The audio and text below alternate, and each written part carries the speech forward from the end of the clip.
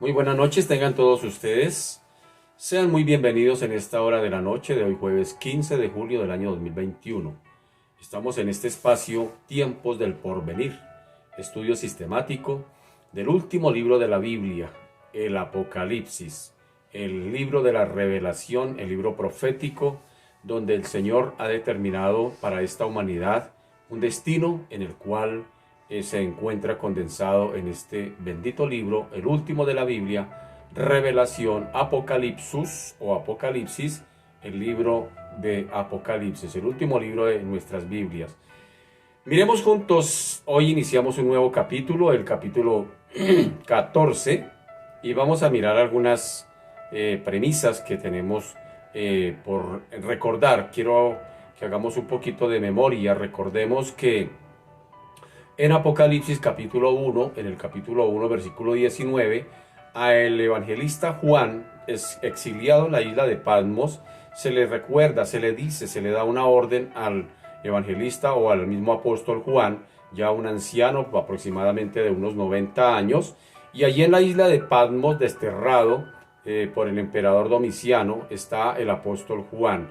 De allí recibe una revelación de parte de Dios, y se le da una orden al apóstol Juan de que escriba en un libro. Se le dice: escribe las cosas que has visto y las que son y las que han de ser después de estas. El capítulo 1, versículo 19, se le indica al apóstol Juan lo que tiene que hacer. Es decir, prácticamente al apóstol Juan se le da el bosquejo de todo el libro de Apocalipsis. ¿Por qué? Porque cuando se le dice a Juan: escribe en un libro las cosas que has visto, pues está hablando del capítulo 1. Y cuando se le dice y las cosas que son, se le está hablando del capítulo 2 y el capítulo 3. Y a renglón seguido se le dice y las cosas que han de ser después de estas, hablando del capítulo 4 hasta el final del libro, capítulo 22. Así que prácticamente a Juan se le está entregando aquí el bosquejo del libro de Apocalipsis. 3 partes lo divide acá el escritor y está condensada de esa manera. Así que estamos en el marco, en el capítulo 14, entramos al marco de las cosas que han de ser después de estas, es decir, se conoce como el metatauta, las cosas que han de ser después de estas. Es decir, todo esto que estamos viendo todavía no se ha dado, todavía no se ha cumplido. Simplemente Juan nos las escribe y el Espíritu Santo nos las revela a nosotros, nos las cuenta, porque Apocalipsis significa eso: correr el velo, quitar la cubierta, para que nosotros podamos ver todo con claridad lo que Dios ha determinado hacer. Eso en cuanto al tema general del libro de Apocalipsis, las cosas que has visto, las cosas que son y las cosas que han de ser después de estas. Capítulo 1, versículo 19. Pero también tenemos ahora, de una manera un poquito más particular, un bosquejito acerca de lo que ya es el periodo de las cosas que han de ser después de estas. Recuerde que el capítulo 1 son las cosas que has visto, capítulo 2 y 3, las cosas que son, capítulo 4 al 22 se habla de las cosas que han de ser después de estas. El capítulo 5 parece que es una introducción precisamente a lo que se dará, es decir, capítulo 4 y 5, esos 2 capítulos serán una introducción de lo que empezará a ver el apóstol Juan allá a partir del capítulo 6, que no son otra cosa que los juicios, que no son otra cosa que la gran tribulación, que no es otra cosa que la última semana o el cumplimiento de la semana 70 que vio Daniel y que le contó allí el arcángel Miguel y le dijo a Gabriel, y le contó a Daniel todas las cosas que iban a suceder después de estas. Así que en ese marco de la última semana de la semana 70 de Daniel, pues encontramos allí 3 series de juicios. 3 series de juicios, permítame recordarlos. La primera serie de juicios están condensados a partir del capítulo 6 y tiene que ver precisamente con algunas características que se darán allí. Es decir, los 7 sellos tiene que ver en el capítulo 6 y se empieza a hablar allí de cada uno, cuando se vaya desatando cada uno de los sellos, cómo se van empezando a desarrollar esos juicios que Dios ha determinado. Pero encontramos una segunda serie de juicios, y recordémoslo, Son los juicios de las 7 trompetas. Mire que son primero los 7 sellos, luego habla de las 7 trompetas que están inmersas entre el capítulo 8 y el capítulo 9 de Apocalipsis. Y viene una tercera serie de juicios y tiene que ver con las 7 copas de la ira de Dios, que están en el capítulo 16. Así que si hoy comenzamos el capítulo 14, pues ya nos vamos ubicando. ¿Por qué? Porque entre serie de 6 de juicios, entre cada una de las series, vamos a encontrarnos con algo que se llama preludio o paréntesis. Es decir, es como un alto, es como si Dios dijera un momentico, vamos a darle un tiempito a la humanidad para que reflexione, para que se arrepienta, y mientras eso sucede, vamos a darles una serie de indicaciones de lo que va a suceder durante esos preludios. Es decir, que mientras no se están desarrollando los juicios de Dios, viene una serie de stand-bys, viene una serie de preludios, viene una serie de indicaciones que encontramos allí. Por ejemplo, encontramos un primer paréntesis en el capítulo 7, que están inmersos entre los sellos y las trompetas, pero también encontramos un segundo paréntesis en el capítulo 10 al 15. Óigame bien, dije del 10 al 15. Y si hoy vamos a iniciar el capítulo 14, quiere decir que estamos en el segundo paréntesis. Estamos en el marco de ese paréntesis, es decir, en los eventos que se dieron entre la séptima trompeta y la primera copa de la ira. Estamos en ese preludio. Es decir, sonó la séptima trompeta, viene un paréntesis hasta cuando empiece a derramarse la primera copa. Es decir, estamos en el capítulo 14, porque desde el 10 hasta el 15, todos los eventos que se dan allí, pues están en el marco de ese paréntesis. Es decir, todavía no ha comenzado en la tercera serie de juicios que tiene que ver con las copas de la ira, que también de por hecho son 7. Después de esas 7 copas de la ira derramadas, vendrá otro paréntesis, un paréntesis final, donde ya nos hablará del milenio, donde ya nos hablará de la segunda venida del Señor, es decir, donde nos hablará desde el capítulo 17 hasta el capítulo 19 de Apocalipsis. Así que estos paréntesis, como decía hace un momento, pues revelan información acerca de este periodo y que no necesariamente tienen que ser cronológicos. En cualquier momento se darán. Por eso usted notará que en algunos capítulos hemos visto ya y hemos hablado, por ejemplo, del final de los tiempos. Y de hecho, el capítulo 14 que hoy vamos a comenzar es como una introducción a lo que va a suceder de aquí en adelante en los juicios que vendrán. Es decir, es como si el Señor no se estuviera simplemente ampliando el panorama de lo que irá a suceder de aquí en adelante hasta el final del libro. Así que necesitamos estar bien sintonizados. Otro detalle que no se nos puede olvidar es que el séptimo sello, cuando se desata el séptimo sello, inmediatamente ese séptimo sello nos arroja a la segunda serie de juicios, es decir, a la primera trompeta. Y también cuando lleguemos a la séptima trompeta, en la séptima trompeta que ya la vimos, inmediatamente nos va a arrojar a la primera copa de la ira, que todavía no la hemos visto, porque recuérdela que esa se empieza a partir del capítulo 16 y todavía no hemos llegado allí. Estamos en el paréntesis, estamos entre ese preludio de la séptima trompeta a la primera copa de la ira. Y la séptima copa nos arroja, cuando se derrame la séptima copa, inmediatamente nos arrojará a lo que ya conocemos y le dije hace un momento como el reino milenial y todo lo que el Señor va a determinar a partir del capítulo 17 hasta el capítulo 22. Entonces hay que estar bien sintonizados allí.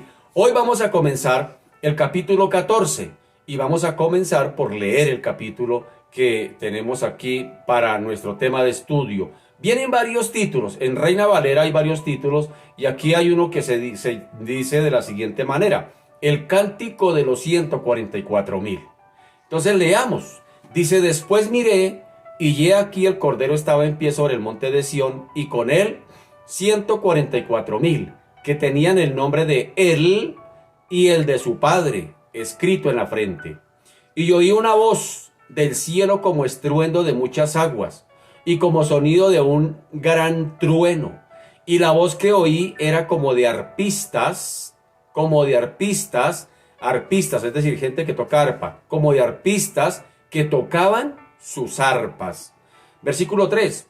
Y cantaban un cántico nuevo delante del trono y delante de los 4 seres vivientes y de los ancianos, y nadie podía aprender el cántico sino aquellos 144,000 que fueron redimidos de entre los de la tierra. Estos son los que no se contaminaron con mujeres, pues son vírgenes. Estos son los que siguen al Cordero por donde quiera que va. Estos fueron redimidos de entre los hombres como primicias para Dios y para el Cordero. Y en sus bocas no fue hallada mentira, pues son sin mancha delante del trono de Dios. Hasta aquí lo que tiene que ver con el cántico de los 144,000. Luego viene un nuevo título y habla de el mensaje de los 3 ángeles. Dice en el versículo 6, vi volar por en medio del cielo a otro ángel que tenía el evangelio eterno para predicarlo a los moradores de la tierra, a toda nación, tribu, lengua y pueblo, diciendo a gran voz, temed a Dios y dadle gloria, porque la hora de su juicio ha llegado, y adorad a aquel que hizo el cielo y la tierra, el mar y las fuentes de las aguas. Otro ángel le siguió diciendo, ha caído Babilonia, la gran ciudad, porque ha hecho beber a todas las naciones del vino del furor de su fornicación. Y el tercer ángel lo siguió, diciendo a gran voz, si alguno adora a la bestia y a su imagen, y recibe la marca en su frente o en su mano, él también beberá del vino de la ira de Dios, que ha sido vaciado puro en el cáliz de su ira, y será atormentado con fuego y azufre delante de los santos ángeles del Cordero. Y el humo de su tormento sube por los siglos de los siglos, y no tiene reposo de día ni de noche, los que adoran a la bestia y a su imagen, ni nadie que reciba la marca de su nombre. Aquí está la paciencia de los santos, los que guardan los mandamientos de Dios y la fe de Jesús. Oí una voz que desde el cielo me decía, escribe, bienaventurados de aquí en adelante los muertos que mueren en el Señor. Sí, dice el Espíritu, descansarán de sus trabajos porque sus obras con ellos siguen. Y viene un tercer título aquí en adelante que habla de la tierra es cegada. Así que a partir del versículo 14 dice, miré y he aquí una nube blanca, y sobre la nube uno sentado semejante al Hijo del Hombre, que tenía en la cabeza una corona de oro y en la mano una hoz aguda. Y del templo salió otro ángel clamando a gran voz al que estaba sentado sobre la nube, mete tu hoz y ciega, porque la hora de cegar ha llegado, pues la mies de la tierra está madura. Y el que estaba sentado sobre la nube metió su hoz en la tierra, y la tierra fue cegada. Salió otro ángel del templo que está en el cielo, teniendo también una hoz aguda. Y salió del altar otro ángel que tenía poder sobre el fuego, y llamó a gran voz al que tenía la hoz aguda, diciendo, mete tu hoz aguda y vendimia los racimos de la tierra, porque sus uvas están maduras. Y el ángel arrojó su hoz en la tierra, y vendimió la viña de la tierra, y echó las uvas en el lagar de la ira de Dios.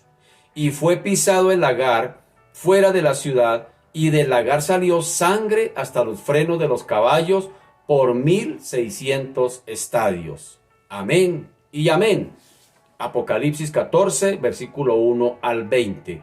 Entonces, recordemos, en los capítulos 12 y capítulos 13 de Apocalipsis se nos presentó lo que nosotros hemos llamado como la Trinidad satánica o el triunvirato, compuesta por el dragón, que es Satanás mismo, la bestia que sale del mar, que es el anticristo, y una segunda bestia que viene de la tierra o sale de la tierra, que es el falso profeta. Esos son el triunvirato satánico, que son los que irán a estar prácticamente ejerciendo prácticamente el control del mundo durante el periodo de la gran tribulación. Imagínense esos compinches, Satanás, el anticristo y el falso profeta.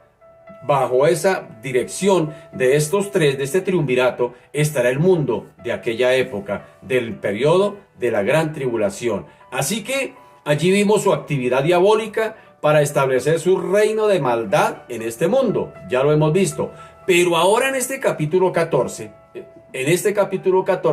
vamos a encontrar prácticamente la respuesta de Dios a Satanás y a su reino de maldad.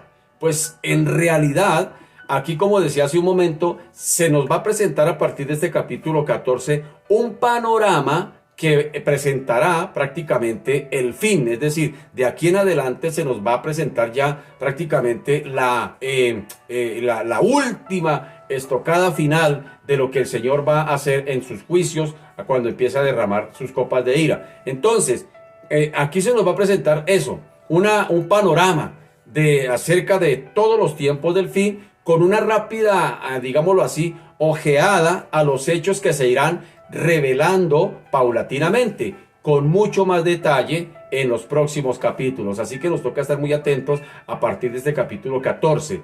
En este capítulo 14 vemos también que hace una sumatoria de visiones que tuvo el apóstol Juan. Miremoslas. Él vio el monte de Sión, versículo 1. Él vio el trono de Dios, versículo 5. Él vio el cielo, desde el versículo 6 hasta el versículo 11. Él vio la nube blanca, en ese versículo 14. Él vio el templo, versículo 15 al 18. Y él vio la tierra. Son una serie, una sumatoria de visiones que ve el apóstol Juan y que nos narra en este capítulo 14. ¿Sí? Esos detalles. Ahora, también nos habla de unos personajes que toman parte activa durante este capítulo 14. Vio, ¿y quiénes serán esos personajes? El primero, el Cordero sobre el monte de Sión, versículo 1. Vaya tomando notas y voy dictando muy rápido. El segundo personaje, la voz del cielo, está en el versículo 2. Un tercer personaje, los 144,000 sellados, están en el versículo 1, versículo 3 al 5 de este capítulo 14. Pero también hay otros personajes. Nos habla de una primera serie de 3 ángeles con mensajes. Es decir, versículo 6 y versículo 8 y versículo 9. Pero también se nos habla del Hijo del Hombre. El Hijo del Hombre en el versículo 14. Y viene una segunda serie de 3 ángeles que salen del templo en el cielo. Versículo 15 a 10 y 17 al 19. Esto es simplemente un bosquejito como para tener una idea. Esto es como un esqueletico para lo que vamos a mirar. Ahorita le vamos a ir colocando la carne a todo este esqueleto que hemos visto. Esto es un bosquejo, porque cuando usted tiene los bosquejos, usted puede ir analizando y puede ir mirando, como hemos hablado, de los estudios que estamos haciendo. Es decir, de una manera sistemática, paulatina, es decir, no se va a enredar, porque cuando esté mirando, por ejemplo, el versículo 5, usted inmediatamente va a quedar ubicado. Se está hablando del trono de Dios. Cuando esté, por ejemplo, en el versículo 15, dice, se está hablando del templo y de todos los eventos que se están dando allí. Cuando usted llegue al versículo 6, inmediatamente dice, está la serie de primeros 3 ángeles que salen con un mensaje. Entonces, si nota, por eso se hace interesante hacer bosquejos para ir, como se dice, ir dándole a cada cosa su lugar, para ir de una manera sistemática, paulativa y muy fácil. Se nos hace el estudio de Apocalipsis, para que no hagamos un revuelto de todos los personajes y de todas las visiones que están en este capítulo 14, y poderlo entender de una mejor manera, tener una mejor comprensión del capítulo 14. Así que, después de haber ya hablado esta pequeña introducción, de haber visto estos eventos, estos personajes y estas visiones que tiene el apóstol Juan y nos las narra aquí en el capítulo 14, pues podemos empezar a desarrollar el capítulo 14. Entonces, lo primero que vamos a encontrar es el Cordero sobre el monte de Sión. El Cordero sobre el monte de Sión. Miremos los primeros versículos. Dice, después miré, y he aquí el Cordero estaba en pie sobre el monte de Sión, y con él 144,000 que tenían el nombre de él y el de su padre, escrito en la frente. Y oí una voz del cielo, como estruendo de muchas aguas, y como sonido de un gran trueno.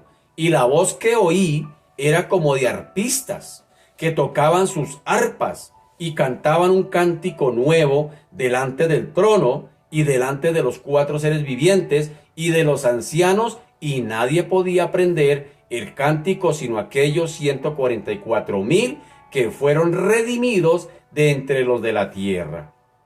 Dejémoslo hasta ahí. Dejémoslo hasta ahí en esos primeros 3 versículos. Así que aquí vemos en fuerte contraste con las 2 terribles bestias del capítulo 13 y del dragón en el capítulo 12, como lo expliqué ahora. Ahora aparece el cordero. ¿Sí nota? En el capítulo 12 se nos habló del dragón, Satanás. Y en el capítulo 13 viene el panorama apareciendo 2 bestias que vienen a hacerle la vida cuadritos a todos los habitantes de este planeta Tierra, de todo el mundo, porque eso es para todo el mundo, allá en el periodo de la gran tribulación. Pero entramos al capítulo 14 y este capítulo 14 lo primero que nos dice es que ahora aparece en escena el Cordero. El Cordero. Muchos han acudido a estos pasajes más con la intención y con la curiosidad de buscar interpretaciones a el número de la bestia, a la marca de la bestia, que cómo será, sin entender finalmente nada acerca de este diabólico reino de maldad. ¿De qué nos interesa saber cómo será la marca de la bestia y cuál será el número? Ya lo vimos al final del capítulo 13. De nada, son conjeturas que finalmente pues no nos deberían interesar finalmente como de a mucho, porque realmente, sencillamente, esto no lleva a ninguna parte. Más bien, a estos tampoco les conmueve. A estos curiosos por saber, miremos en Apocalipsis capítulo 13, capítulo 12, capítulo 14, miremos allí qué significa la marca de la bestia, miremos allí qué significan los 3:6, miremos allí y la gente se da esa conjetura y se da esa rienda suelta, esa curiosidad que no lo lleva a ninguna parte. Es decir, siendo que de lo que único que está hablando aquí, pues es nada menos que de un triunvirato satánico que son los que van a tener el mundo bajo control durante ese periodo de la gran tribulación. A esto tampoco los conmueven, a esos curiosos tampoco les conmueve ni siquiera los sufrimientos y las penurias por las que tendrán que pasar aquellos habitantes de este planeta Tierra cuando llegue ese momento del periodo de la gran tribulación. Y mucho menos les interesa saber cuáles serán las tribulaciones, las penurias, digámoslo así, que van a pasar a aquellos que se nieguen a ser sellados por la bestia. Es decir, aquellos 144,000. Es decir, en palabras más sencillas, todos aquellos que se conviertan al Señor durante el periodo de la gran tribulación van a sufrir el embate de este triunvirato satánico que va a tener bajo control al mundo y que pedirá ser adorado a las buenas o a las buenas. Entonces, quienes no le adoren van a pagar con su vida. Y allí, lógicamente, quien se va a convertir al Señor, aquellos que van a convertir al Señor, por su fidelidad al Señor Jesucristo, por su fidelidad, por su seguirle, sencillamente van a pagar con la vida. Es el costo de lo que va a significar el ser cristiano en aquella época de la gran tribulación. Pero hoy la humanidad está más inmersa en saber cómo será la marca de la bestia, cómo será, quién va a llevar los 3:6 y no sé qué y todo ese tema. Y perdemos el tiempo en cosas que finalmente no nos llevan a ninguna parte. Porque finalmente lo que significa es que tiene que ver con este triunvirato satánico que van a estar gobernando en este mundo durante ese periodo de la gran tribulación. Y ay de los que estén allí. Ay de los que se queden cuando llegue el momento del rapto. Ay de los que se queden cuando aparezca este triunvirato en escena, porque va a ser terrible. Si usted ahorita se escandaliza por lo que ve en el mundo, si usted ahorita prácticamente ya definitivamente lo deprimen, las noticias que ve por la televisión, las situaciones que está viviendo en la economía, en la política, en el clima, en la salud, en los hogares, en los jóvenes, en las mujeres, en los niños, en todo todo el mundo como está, como yo le decía a alguien esta mañana, a una persona le decía, definitivamente este mundo está enfermo, este mundo está gimiendo, este mundo ya está prácticamente destrozado, no tiene esperanza, no hay para dónde apuntar. Pero si hoy vemos ese panorama así, hermano o mi amigo querido, déjeme decirle que durante el periodo de la gran tribulación las cosas van a ser peor de lo que se ve ahora. Si lo que ves ahora te escandaliza, y mi querido, lo que va a suceder durante el periodo de la gran tribulación va a ser mucho más cruel. Porque allí va a estar el triunvirato satánico rigiendo. Es decir, son los que van a tener este mundo bajo control. Y quien no le adore, pues va a pagar aún con su muerte. Y van a haber situaciones en la política, en la economía, en la religión, en la parte social. Es decir, todo. Ellos van a controlar todo este sistema mundial. Así que quienes no sean sellados por ese triunvirato, quienes digan, me niego a ser sellado, pues le va a costar la vida, mi querido. Le va a costar la vida, le va a costar salir a la panadería a comprar el pan del desayuno, le va a costar alimentar a sus hijos porque por más dinero que tenga no le va a servir de nada porque dice que la segunda bestia no va a dejar que aquellos que no sean sellados por la bestia sencillamente no van a poder ni comprar ni vender. Usted podrá ir al supermercado por la leche, pero no se la van a vender si no muestra la frente y si no muestra la mano con la marca de la bestia, mi querido. Esto no es un juego, esto no es para jugar, esto no es para reírnos. Tal vez tú estás recostado allá en el sillón burlándose y diciendo, eso es pura carreta. Mi hermano querido, eso no es problema suyo si lo cree o no lo cree y no es problema de Dios si lo quiere creer o no lo quiere creer. Mi trabajo es informárselo, mi querido, y usted sacará y tomará una decisión. Pero después no diga que no se lo contaron, que no se lo dijeron. Prosigamos. Entonces, en este fuerte contraste de esas dos bestias terribles y el dragón, ahora aparece el cordero. Ahora aparece el cordero. Aparece el cordero y a muchos tampoco les interesa cuando se habla de esto.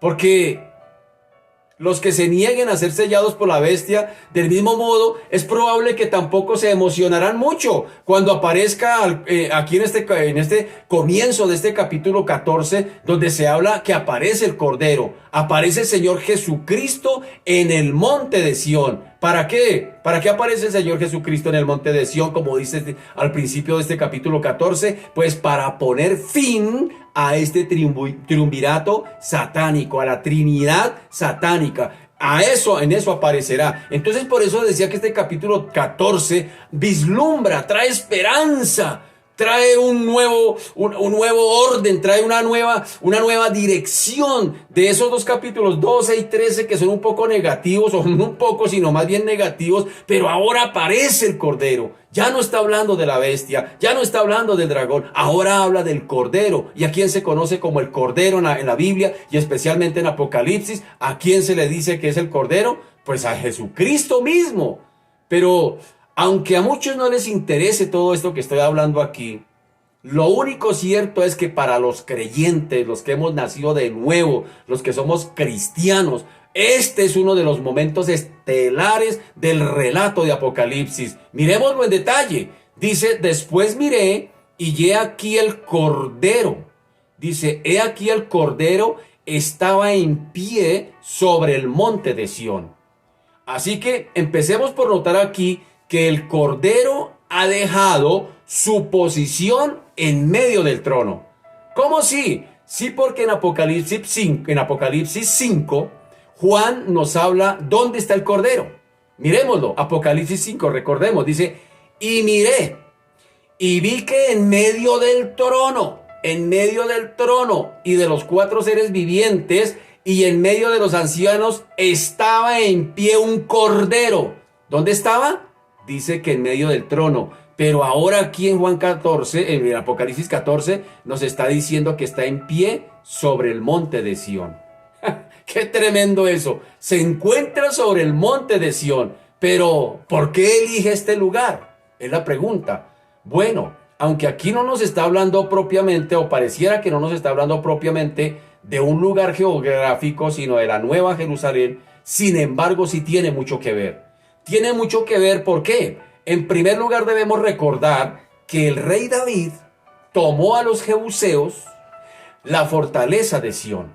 Recordémoslo que cuando se encontraba en Jerusalén y estableció allí su residencia real, cuando allí tomó esta conquista a los jebuseos y tomó la fortaleza de Sión. ¿Dónde está eso? Segunda de Samuel, capítulo 5. En el versículo 6 dice: entonces marchó el rey con sus hombres a Jerusalén contra los jebuseos que moraban en aquella tierra, los cuales hablaron a David diciendo: tú no entrarás acá, pues aún los ciegos y los cojos te echarán. Queriendo decir, David no puede entrar acá. Pero David tomó la fortaleza de Sión, la cual es la ciudad de David. Y dijo David aquel día: todo el que hiera a los jebuseos, suba por el canal y hiera a los cojos y ciegos aborrecidos del alma de David. Por esto se dijo: ciego ni cojo no entrará en la casa. Y David moró en la fortaleza y le puso por nombre la ciudad de David, y edificó alrededor desde Milo hacia adentro. Años después, unos añitos después, su hijo Salomón, su sucesor al trono, construyó allí en ese lugar el templo siguiendo las instrucciones que Dios le había dado a su padre, o que su padre había recibido de parte de Dios, es decir, David.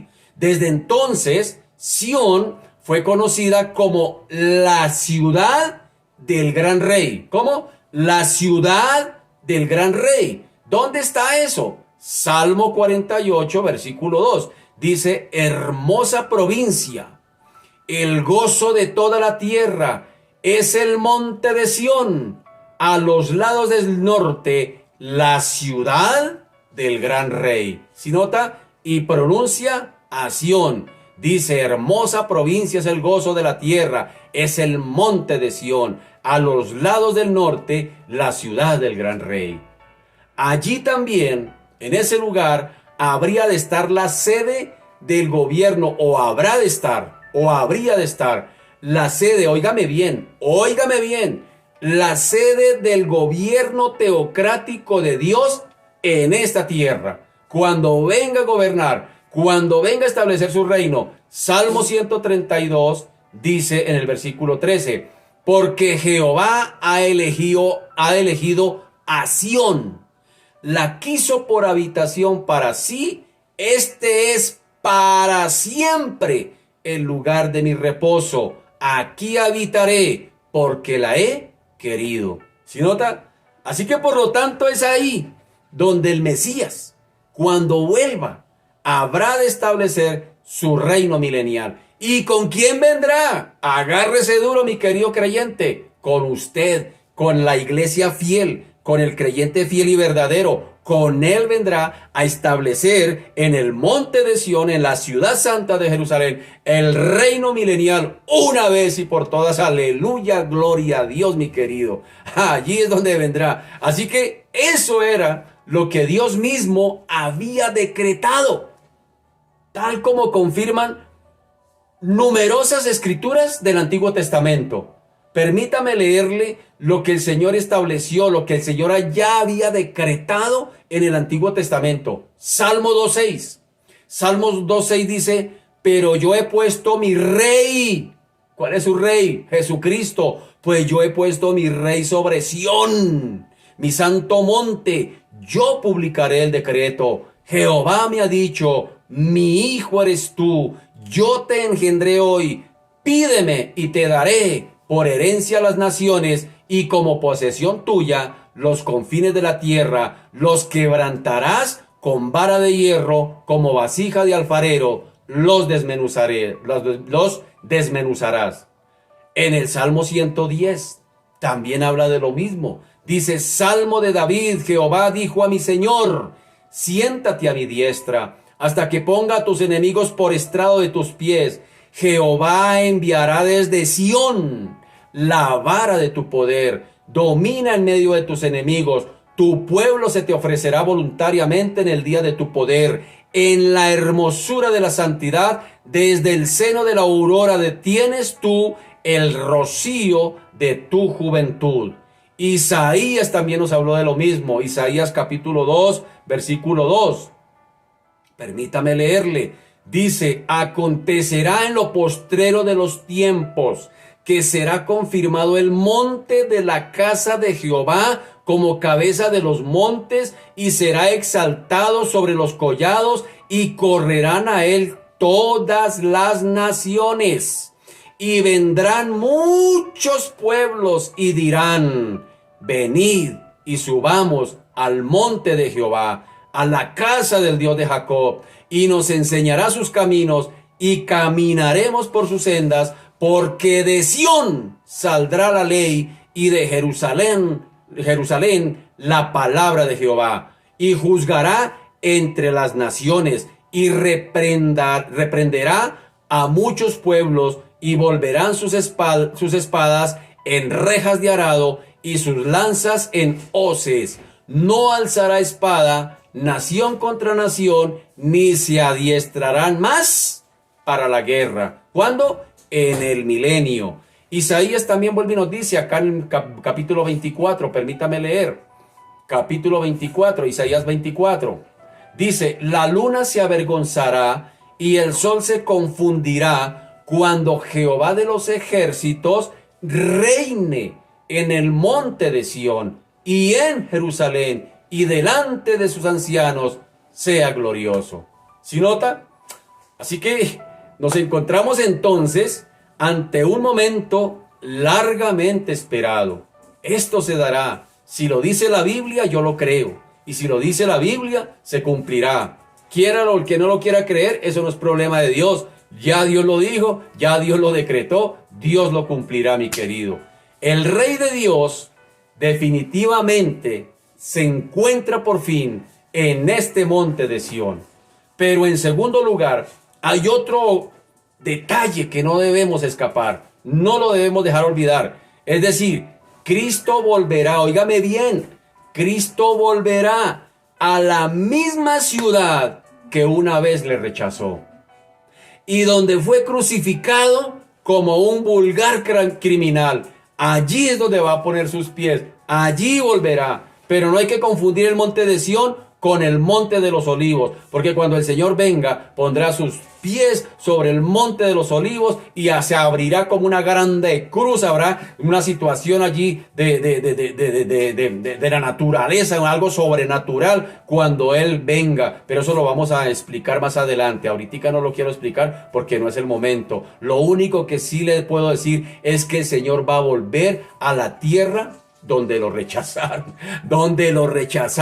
allí va a volver, Cristo volverá. Así que es cierto que Dios lo vindicó cuando lo resucitó de entre los muertos, lógico que sí, pero estando apenas, o esto más bien, apenas fue visto por un grupo pequeño, apenas sus discípulos fueron los que pudieron ver, pero el mundo, cuando el Señor vuelva, el mundo todavía tiene que contemplarle, porque dice que todo ojo le verá cuando el Señor venga por segunda vez. Todo ojo le verá. Y Filipenses dice que se le dio un nombre que sobre todo nombre, y en ese nombre se doblará toda rodilla se doblará y toda boca confesará que Jesucristo es el Señor. Algunos para reconocerlo como el Cristo, para arrepentimiento, pero ya será demasiado tarde. Cuando Él aparezca, mi querido, ya no habrá oportunidad. Ya no vendrá como abogado, ya no vendrá a salvar a nadie, ya la oportunidad se habrá acabado y vendrá sencillamente a tomar control de esta humanidad, a tomar control de todos los reinos de esta tierra. El único reino, el reino teocrático de Dios, allá en el milenio cuando se dé, ya se habrá acabado la oportunidad. Por eso no frunzan los hombros, hermanos, y hoy le estoy hablando. No frunzan los hombros. Arrepiéntase antes de que sea demasiado tarde. Es lo único que le queda. Así que por esta razón, Él volverá al mismo lugar en donde fue coronado como espinas, pero vendrá con una corona de gloria para ser declarado allá mismo como Rey de Reyes y Señor de señores. Me estoy adelantando al capítulo 19 de Apocalipsis, pero recuerde que dijimos que el capítulo 14 es como un panorama para todo lo que sucederá de aquí en adelante hasta el final. Así que sigue diciendo en el versículo 1, en la parte B, dice, y con él 144,000 que tenían el nombre de él y el de su padre escrito en la frente. Así que el Cordero ya no vendrá solo. El Cordero no está solo. Con él dice que hay 144,000 según lo que ve Juan. Ahora bien, ¿quiénes son estos? ¿Quiénes son esos 144,000? Lo más probable es que se trate de los mismos 144,000 que ya habíamos encontrado allá en el capítulo 7, en el versículo 1 al versículo 8. Ahí se lo dejo de tarea, capítulo 7, versículo 1 al versículo 8, donde habla de los 144,000 sellados, 12,000 de cada una de las tribus de Israel. Así que allí vimos que antes de que tuvieran lugar los juicios en el capítulo 7, que desencadenaría la apertura del séptimo sello, este grupo de personas formado por creyentes de las 12 tribus de Israel fueron sellados por Dios. ¿Con qué fin? Pues con el fin de protegerles de la ira del Cordero, cuando se fueran a desarrollar cada uno de estos juicios que iba a ser derramado sobre este mundo. Ahora estos mismos los encontramos aquí a salvo en el monte de Sión y junto al Cordero. Ahí lo dice el versículo 1 del capítulo 14 del libro de Apocalipsis. Así que podríamos decir que después de la guerra sin cuartel, emprendida por los poderes satánicos, con toda clase de medios para guerrear contra los santos del Señor, podríamos preguntarnos si todavía quedaría algún creyente en la tierra. Sería la pregunta. Después de que Satanás, después de que este triunvirato satánico se viene con toda la arremetida contra los hijos, contra los santos, dice la Escritura, contra los santos de Dios, ¿será que quedaría alguno? ¿Será que sí? Pues aquí tenemos la respuesta. La respuesta es sencilla. 144,000 que no recibieron el sello de la bestia. Aquí está hablando de los que se convertirán allá durante el periodo de la gran tribulación. Esos 144,000 que no recibieron el sello de la bestia, sino que tenían el nombre del Cordero y de su Padre, dice, escrito en sus frentes. Y parece que no eran los únicos, sino que como más adelante se nos dice en el versículo 4, dice, estos fueron redimidos de entre los hombres. Óigame bien, no eran los únicos redimidos. Los 144,000 no eran los únicos, sino que dice, estos fueron redimidos de entre los hombres como primicias para Dios y el Cordero. Si nota, parece que se trataba de un grupo especial dentro de una comunidad más amplia de creyentes. Es lo que se nos da a entender con este versículo 4. Así que al igual que aquellos que portaban el sello de la bestia, daban a entender que le pertenecían a la bestia o a Satanás, ahora del mismo modo, los 144,000 que tenían el sello con el nombre del Cordero y del Padre, expresan que ahora son propiedad de Dios mismo. Y como tal, pues Dios se encargará de cuidarlos, de protegerlos, porque son suyos, son suyos. Los preserva en medio de las tribulaciones. ¿Qué te dice eso hoy? ¿Qué nos dice eso hoy?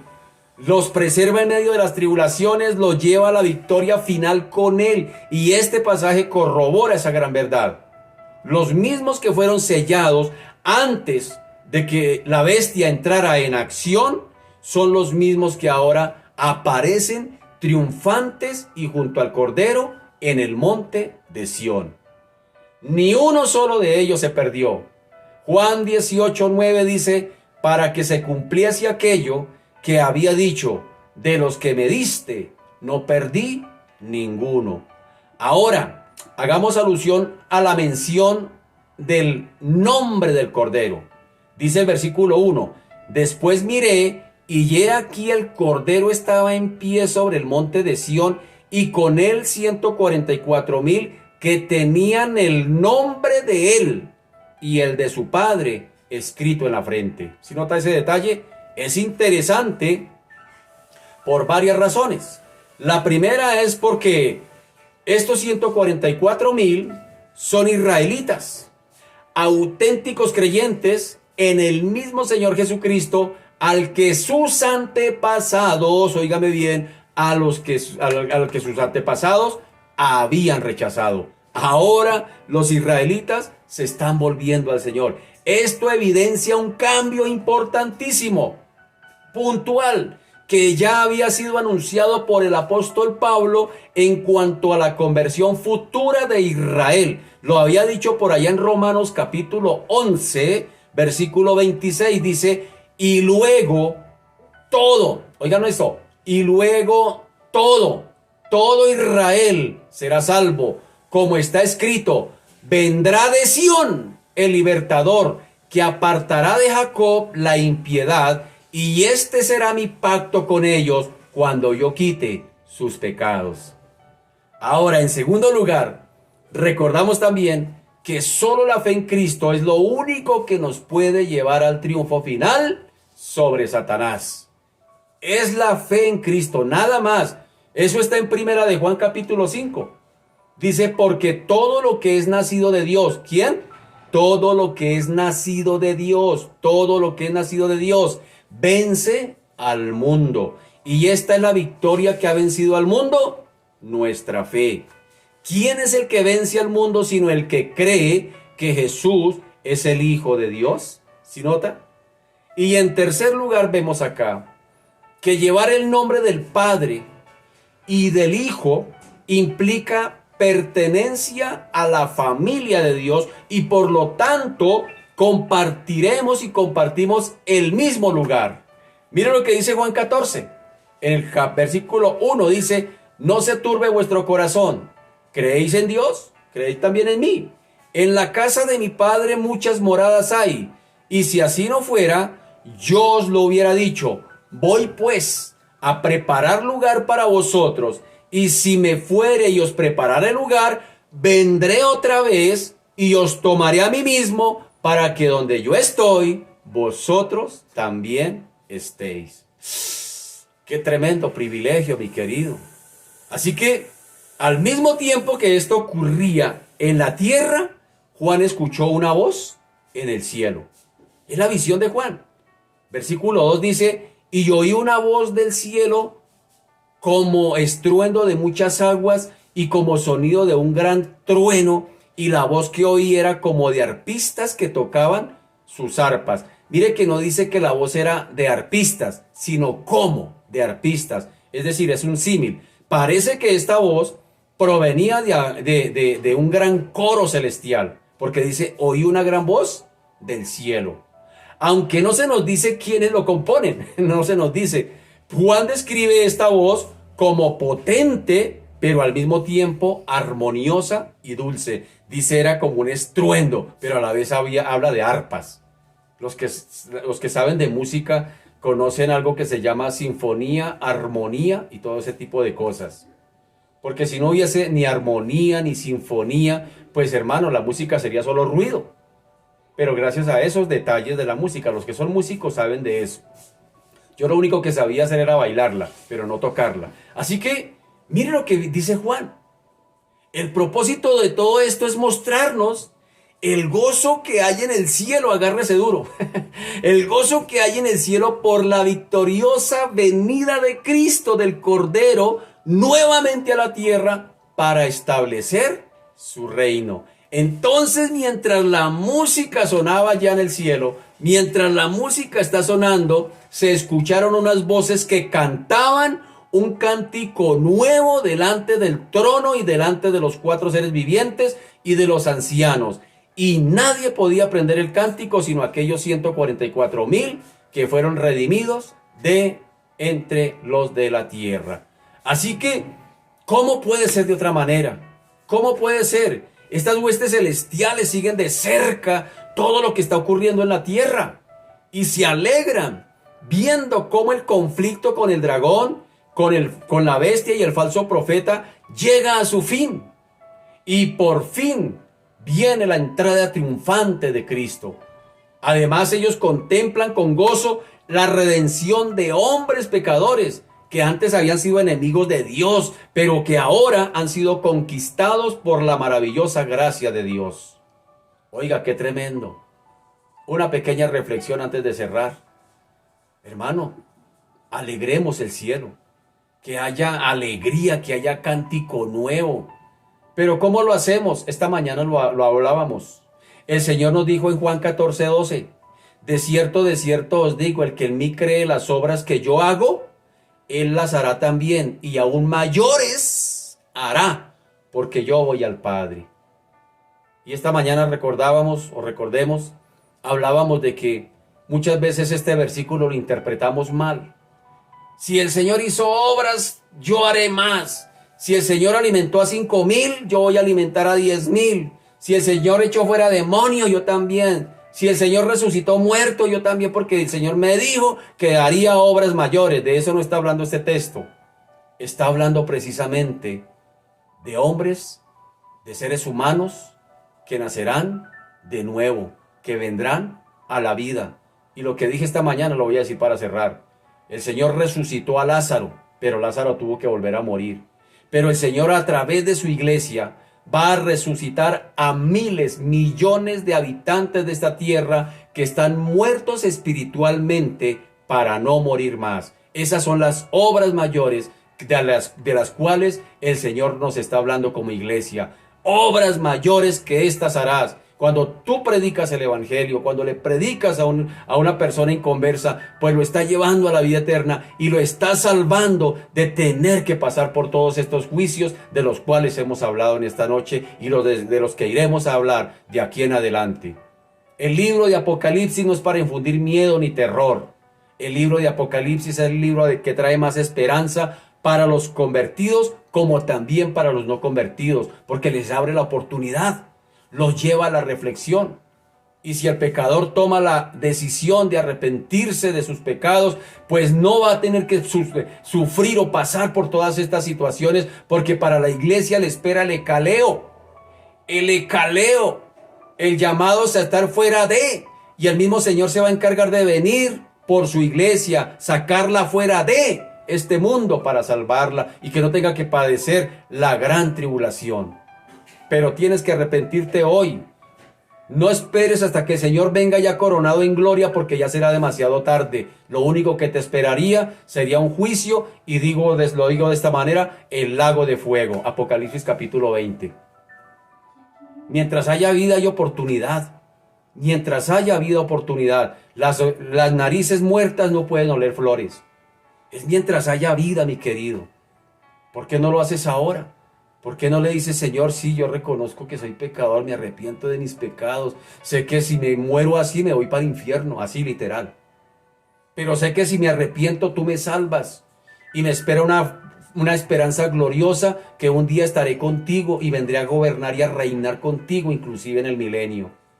Eso es para los que se han convertido al evangelio, eso es para cristianos, para gente que se ha convertido, que ha nacido de nuevo, y esta es la oportunidad para ti, y tú tomas la decisión. Dios no te va a obligar, Dios no te va a forzar, pero sí te invita, y te invita con los brazos abiertos, y Él le dice, venga y estemos a cuenta, no aplaces más esta decisión. Ahí te la dejo, mi querido. Busca un lugar allí a solas con el Señor. Busca un lugar allá donde no lo interrumpa nadie. Un lugar a solas allá, y arrodíllate si quieres. O allá con tus propias palabras dile, Señor, sí, yo me arrepiento. Yo no quiero pasar por todas estas situaciones. Si hoy me estás hablando es porque me amas y me estás dando una segunda oportunidad.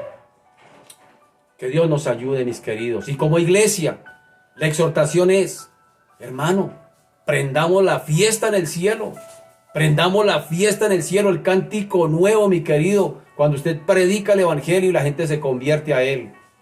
Que Dios nos ayude, que hagamos las obras mayores que Él nos pidió que hagamos, es decir, rescatar almas del infierno y llevarlos al cielo, darle vida a gente que está muerta espiritualmente y darles vida nueva y vida eterna, que eso es lo que dice el Señor, para que todo aquel que en Él crea no se pierda, sino que tenga vida eterna. ¿Y quiénes somos los encargados de esa tarea? El presidente de la República, el alcalde de Soacha, no. El encargado de eso es la iglesia del Señor en el mundo, aquí en la tierra. No somos puestos como material de decoro en esta tierra. Hay una misión que hacer y que cumplir, hermanos. Así que ahí se la dejo de tarea, que Dios nos ayude. Padre, te damos gracias, te bendecimos, te damos a ti la gloria, Señor. Gracias, Señor, Dios de la gloria, porque meditando en tu palabra, Señor, Dios de los cielos, esto nos trae esperanza. Los problemas de la cotidianidad, de la temporalidad, pasan a un segundo plano cuando miramos todo este panorama, cuando miramos todo lo que nos espera como pueblo redimido, Cuando miramos todo lo que hay allí, bendito Señor, de todo lo que tú ya determinaste hacer, cuando vengas, bendito Señor, y pongas tu pie sobre el monte de Sión, cuando vengas a establecer tu reino y tu gobierno milenial, Señor Dios de la gloria y esperanza. Hoy oro a ti, Señor Dios de los cielos, por nuestras familias, por nuestros vecinos, por nuestros amigos, por nuestros compañeros, Señor. Trae convicción de pecado, justicia y juicio, Señor, a sus vidas. No permitas que se vayan a una eternidad sin conocerte. Pero también oro por la iglesia del Señor, Padre amado. Sacúdenos, bendito Señor Dios de la gloria, que ya no estemos más distraídos en el yo, sino que, bendito Señor Dios de la gloria, nos pongamos y nos dispongamos a hacer lo que corresponde, bendito Señor. Padre, te damos gracias. Gracias por la oportunidad que nos das, bendito Señor, Dios de los cielos, de que tu palabra sea extendida, corra y sea glorificada. Hoy te damos a ti la gloria por lo que estás haciendo. Bendice a aquel que en esta hora tal vez está entrando en una etapa de arrepentimiento. Tal vez te está diciendo, Señor, perdóname. Bendícelo, Señor, bendícelo. Padre amado, tomas esa oración de arrepentimiento. Señor, hazlo una nueva criatura. Hazlo un hijo tuyo, bendito Señor. Me escribe su nombre en el libro de la vida y no lo borres de allí jamás, Padre amado. Oh Dios de la gloria. Gracias te damos, Señor, por lo que estás haciendo, por lo que haces, por lo que harás. A ti sea la gloria, la honra y la alabanza en el nombre de Jesús. Amén y amén. Mis amados, muchas gracias por su fina sintonía. Deseándole que pase una feliz noche, que descanse. Dios lo bendiga. Un abracito para todos. Muchas felicidades. Chao, bendiciones.